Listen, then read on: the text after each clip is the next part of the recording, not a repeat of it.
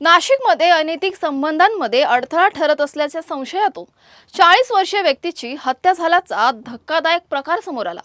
वसंत गोरखनाथ सातपुते हे स्वराज्यनगर पाथर्डी फाटा परिसरातील रहिवासी असून 5 ऑगस्ट पासून ते बेपत्ता होते। या प्रकरणी इंदिरानगर पोलीस ठाण्यात अपहरणाचा गुन्हा दाखल करण्यात आला होता। दरम्यान क्राईम ब्रांच युनिट 1 ला मिळालेल्या गुप्त माहितीनंतर तपासाला वेग आला। पोलिसांनी हसीना हबीब शेख, साहिल रफिक शहा, मोईन मुख्तार शहा आणि सरफराज अब्रार सय्यद या चौघांना ताब्यात घेतलं।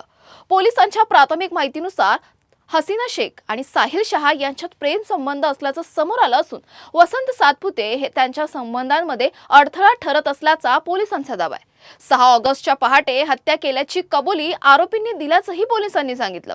यानंतर मृतदेह गोणीत भरून अर्टिगा वाहनातून कसारा घाट परिसरात नेण्यात आला आणि घनदाट जंगलात टाकण्यात आल्याची माहिती आरोपींनी दिल्याचं पोलिसांचं म्हणणं आहे। पोलिसांनी कसारा घाटात शोध मोहीम राबवत मृतदेह ताब्यात घेतला। या प्रकरणाचा पुढील तपास पोलीस उपनिरीक्षक युवराज शिरसाट करतायत।